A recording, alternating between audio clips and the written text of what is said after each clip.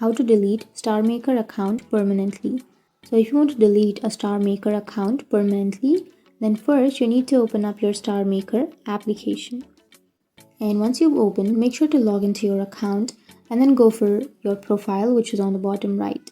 And once you open your profile, now you can go for settings, which is on the upper right. And here you can scroll down. And here you can go for edit profile, which is on the first, and then scroll down. And here under your account, you will have account security. Go for account security, and under account security, you will have delete account on the last. So if you want to delete your StarMaker account permanently, then simply tap on delete account and again tap on continue, which is on the bottom right. And then you can choose any reason that you would like to choose and then tap on submit. And then again tap on delete account, which is on the bottom. And that's it. That's how you delete your StarMaker account permanently.